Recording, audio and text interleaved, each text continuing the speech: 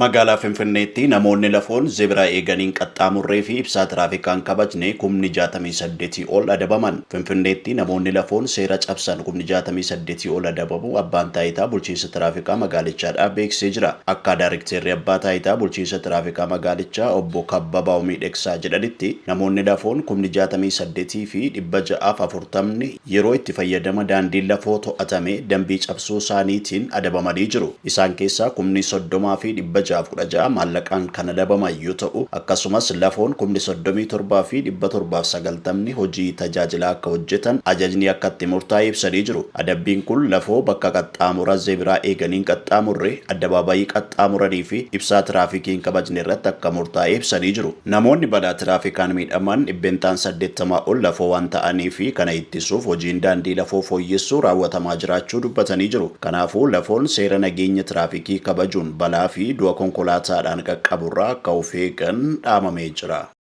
Abbaan taayitaa eegumsa naannoo Oromiyaa gadamsi baddaa tokko $15,000 akka adamsamu hayyame. Daayirekteerri ittaanaa abbaa taayitaa eegumsa naannoo Oromiyaa obbo Boonaa Yaaddeessaa akka jedhanitti lammiileen biyya alaa gadamsa baddaa tokko adamsuuf $15,000 kaffalu. Qaama mormaa olii gadamsa baddaa kanaa fudhachuu danda'u jedhan. Daayirekteerri olaanaan kun akka hubachiisanitti gadamsi baddaa kun naannoo gara Arsii fi Baalee akkasumas Harargee lixaa keessatti bal'inaan kan argamu ta'uu ibsuudhaan bineensa baay'ee hin argamne kan lammiileen biyya alaas adamsa ispoortiitiif kan filatan ta'uu hubachiisanii jiru. Yeroo ammaa kana naannawa Adaabbaa fi Dodolaatti intarpiraayizoonni gurmaa'anii lammiilee alaaf gadamsa baddaa adamoodhaaf akka dhiyeessan taasifamuu himanii jiru. Lammiilee alaa adamsa kana hojjetan hayyamni kan kennamuuf yoo ta'u dhaabbilee intarpiraayizoota biyya keessaa waliin ta'uudhaan gadamsa baddaa korma dulloomaa fidachuun akka adamsan taasifamaa jedhanii jiru. Itti dabaluudhaan gadamsi baddaa kamiyyuu adamsuun dhorkaa ta'uu dubbatanii jiru. Galii adamoo kanarraa argamu keessaa 70 intarpiraayizootaaf kan galu yoo ta'u 30 immoo mootummaadhaaf akka oolu himanii jiru.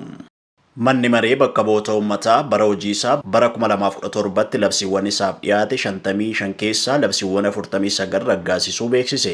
Raawwii bara hojii 2017 gabaasa adeemsa hojii irratti ibsa baaseen labsiiwwan raggaan 49 keessaa 34 koree dhaabbiif ergamuudhaan marii uummataa erga geggeeffame booda dubbisa lammataa irratti raggaasifameera jedhe. Labsiiwwan 15 ammoo marii uummataa osoo hin dhiyaatin dubbisa lammataaf dabarsuun raggaasifameera jedhe. Labsiiwwan mana marichaaf dhiyaatan 56 keessaa 7 akka raggaasifamne kan ibse. Dabalataanis labsiiwwan bara 2016 irraa eegalee dabarfaman 2 bara hojii mana marichaa bara 2017 xumurame keessatti akka raggaasifame beeksisee jira. Labsiin sun maal akka ta'e garuu hin ibsine. Walumaa galatti labsiiwwan 9 gara bara baajetaa 2018tti kan darban ta'uu gabaasa baajeta mana maree 2017 afyaa'ii mana marichaa adde Loomii Badhoon dhiyaate irratti ibsamee jira. Itti dabaluudhaanis ministeeronni dhaabbilee hojii raawwachiiftuu yeroo aangoo isaaniitti gabaasa raawwii karoora ji'oota 9 fi 11 qaamaan mana mareetti dhiyaatuun gaaffilee fi yaada miseensonnii fi uummanni ka'aniif deebii fi ibsa akka kennan godhamus manni marichaa beeksisee jira. Manni maree bakka bu'oota uummataa bara 2017 bara aangoo isaa keessatti walgahii idilee 43 fi walgahii addaa 3 geggeessuusaa odeeffannoon mana mareerraa argame ni mul'isa.